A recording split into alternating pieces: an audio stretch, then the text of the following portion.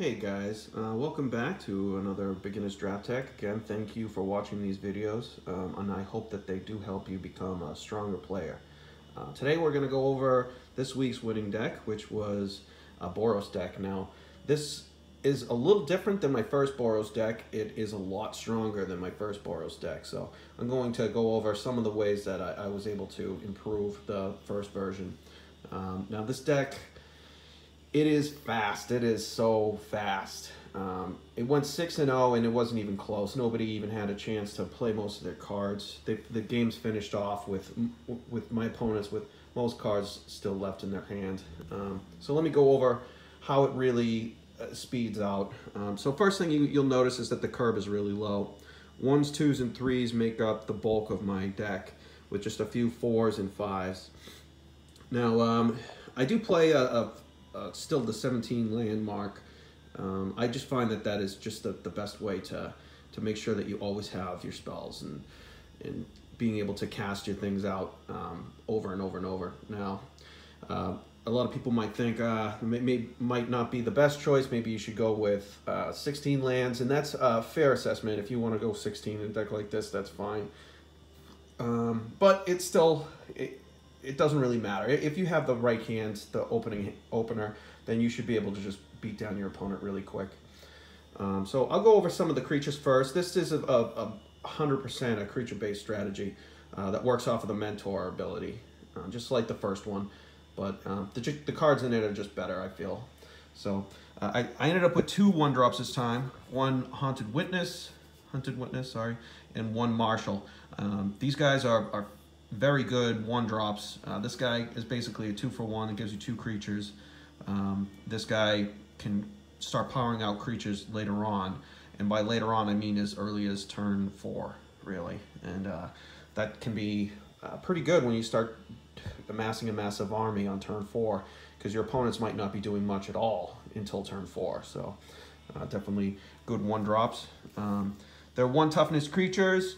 Now, normally in most decks, you don't really want to play a lot of 1-drops because 1 toughness, 1/1s are just not very good. But with the Mentor ability in this deck, those guys get really big really quick. So they're definitely worth playing 1-drops in this style. Now, most of my creatures on 2-drop do not have Mentor. I only had 1 creature with Mentor, the Boros Challenger. This guy's fantastic. He is premium, very premium. In fact, one of the best cards that you can find in Boros. 2/3 Mentor that can get bigger for 4 mana, but just having a 2/3 is fairly large number for 2 mana. And with the Mentor ability, that's just sick. So this guy is definitely someone, if you see him, he can even put you into Boros, in my opinion. I had 1 Legion Guild Mage. The Guild Mages aren't especially powerful in the Boros deck, but being able to tap down a creature can let you get in some pretty awesome attacks later on when the board starts clouding. 3 mana is a lot for that, but I feel like if it was any less than that, this card would be a little overpowered. So he's pretty good for 2 mana, 2/2. That's always good. I had 1 Crater Maker. This guy is awesome. He's a 2 mana for 2, and you can tap 1 and sacrifice him to destroy like either an artifact or deal 2 damage to a creature. Very, very good. Just good removal if you need it, but a 2/2 for 2 that you can kind of like throw to the wind whenever you need to is kind of cool. 1 Locksmith. Now, I don't really like this guy too much, but I decided to play him anyways just because walls can really slow you down, and you don't want to give your opponent that opportunity. So this guy, whenever he attacks, he makes it so that all their walls can't block, and they can't block anything. So if their strategy is to just wall down and then hope to come at you later on with some removal and spells, he blanks that strategy. So I just played 1 of them in this deck. And 1 Recruit. This guy is a 2/1 first strike when he's attacking. He can Mentor up pretty quickly, and having first strike makes him a tough creature to block, very tough creature to block. So he kind of gets in there when they try to slow the game down, and he doesn't really warrant removal himself. So when when he starts putting pressure on your opponent, it can really mess him up. And that's basically the point of this deck, is to just come in so early with so much that your opponent they can't really find ways to combat you. I ended up with 3 bodyguards. Now this guy, he makes this deck shine. 3/3 mentor. He can't attack or block alone. That guy's nuts. I mean, you need a creature-based strategy when you're using those guys. Obviously, you can't be playing a ton of spells if you're planning on being able to use this guy at all. But the 3 power with the mentor is awesome. I mean, not a whole lot of creatures have mentor for 3, so he can mentor up creatures that are smaller than him, allowing him to grow, and then you can like plus him to make this guy grow. So they work back and forth where they're just going to work off each other. And I mean, it makes your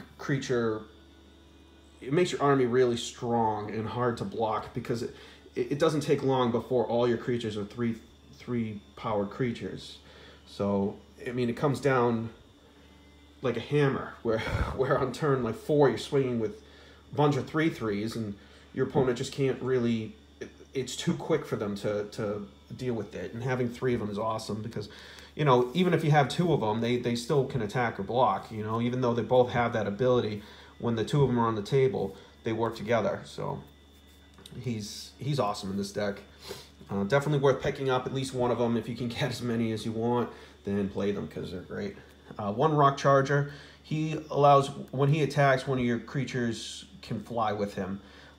This allows you to get over a lot of opponents who are going to try to cloud the board. So very good in this style deck, where, you know, the very aggressive strategy. I had 1 Sworn Companions. Even though it's a spell, it creates 2 1/1 lifelinks. Again, this works great with the mentor ability. You can just make all your 1/1s into 2 or 3/3s. And 1 Legionnaire, which is a 2/2 flying haste. The haste ability is awesome. Being able to swing in on like turn 3 for an extra 2 is great, and you can power him up later on with the mentor ability. And being able to fly is going to make it hard for your opponent. Most flyers that are good enough to block him, especially if you mentor him up, aren't going to come out to like turn 5. I had 1 of the boars.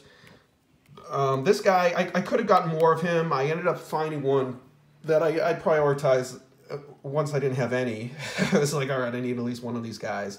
Again, this thing works great with the mentor, since you can give like one of these guys +2/+0, and then when he swings, he can mentor up, say, another bodyguard, and then on the following turn, since he's now a 4/4, he can mentor him back up, and then it stems all the way down, where now you're mentoring up all your creatures, where your entire army now becomes like 4/4s.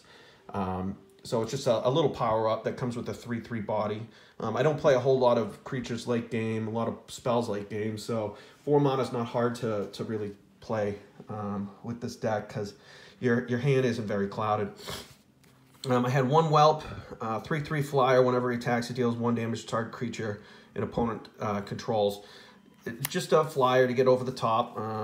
Plus, you know, that can make it so that it's difficult for your opponents to block. So I kind of like that guy. I took him a little early. I always take the Whelps pretty early, because, I mean, a 3/3 for 5 is a fine number, and that ability can really make it difficult on your opponent. I had 1 Sergeant. I didn't really like this guy. I don't know why I played him. I only play 1 Gate, which I'll get into in a second. But he kind of does... He's a good target for your opponent. A lot of people don't know that you're not playing any gates. So even though he doesn't have the double strike, people fear that a lot, especially in a deck like this that plays power-ups, and it also plays a lot of mentor. They want to kill that guy. But if I had to take 1 out, it would be him. So now the spells. I'll go over my late game spells first. I might as well. So I had 1 Dawn of Hope. This card is your late game finisher if the game goes longer than you want. You do play some life gain, but not enough where that's really going to be relevant. I mean, you do play a few life linkers, but whatever. But being able to create an army of 1/1s that you can then mentor up to like 2/2s, 3/3s, 4/4s, that is where that card becomes good late game. And I played 1 Cosmotronic Wave. Now, the Cosmotronic Wave is one of my favorite cards in this style deck because it makes it so that your opponents can't block. So you're dealing a lot of damage early. Then if they finally solidify a defense, you just play this and finish them off. Or put enough damage in where now their next turn they can't really block successfully to stop you from killing them. So that card is awesome and definitely worth a slot, even multiple slots in this deck. The rest of my cards were basically power-ups. I did have one removal card. 1 mana. This card here, the Righteous Blow. 2 damage to attacking or blocking creature. So if they do want to race you, which is very unlikely, then this card's good. But being able to kill some of their blockers, that's really why I use this card. Because you want to attack with basically everything just to make use of all your mentoring. So when you can kill their one good block that's going to block a creature that you don't want to die, while everything else is just pumping up, that can put them so far behind where they can't really catch up. And at 1 mana, that's fine.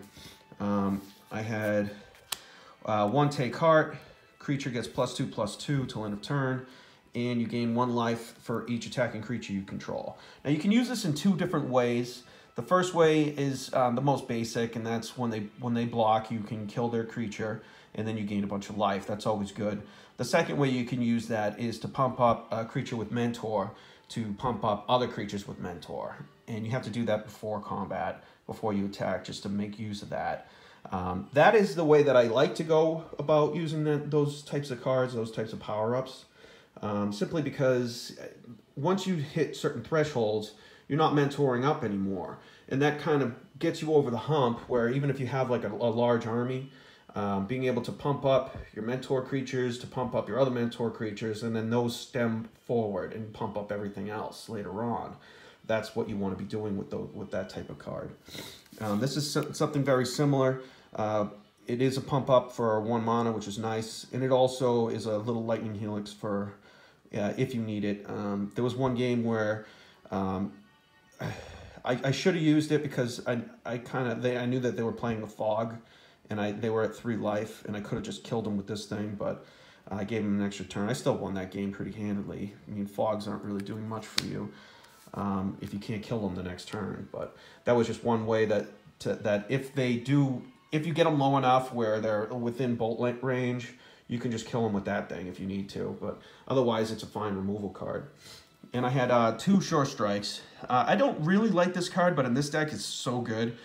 First Strike obviously makes it so that it's almost impossible for them to block or double block, triple block, quadruple block. You know, they're just not blocking your guy that gets Sure Striked.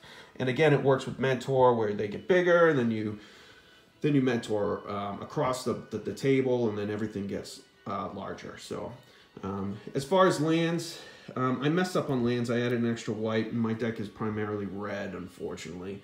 But it didn't come back to hurt me that much. There was only one game where I had an awesome hand, and unfortunately, I didn't have the red mana, and all my cards were red.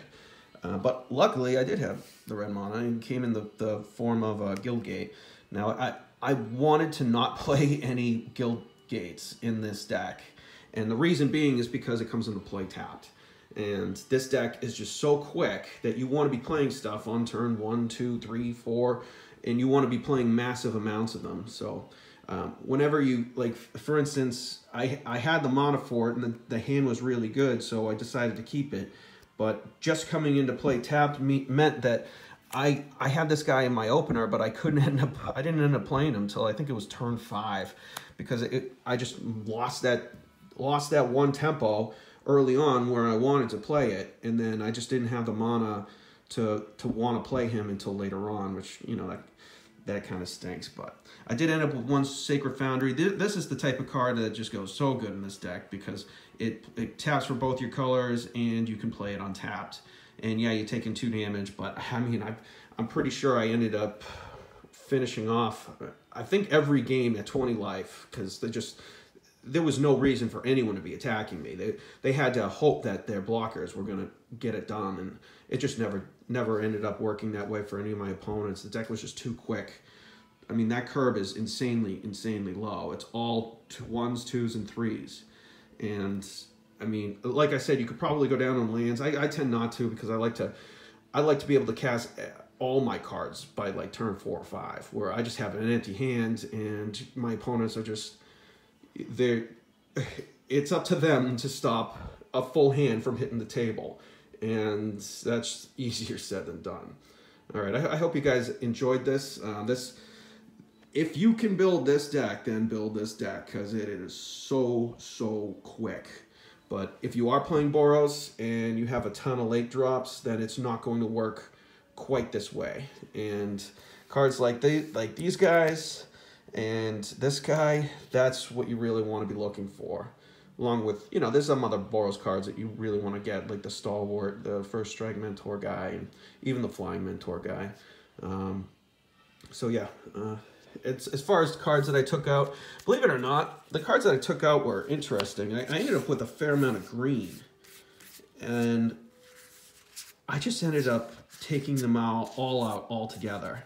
Even though I could have easily gone splash green, like a heavy splash if I wanted to. I could have even gone like full green-white if I wanted to. When I looked at the cards that I had, I just went, yep, it's all coming out, because the deck just was quick, and the curve was perfect. I didn't want to come into play tap lands. I didn't want to splash. There was no need to splash. It had all the cards that I needed. So this is what I ended up building for Boros. It's definitely better than the last one, and I hope you guys can build something similar in the future, and take it easy. I'm going to play Diablo. Thanks, bye.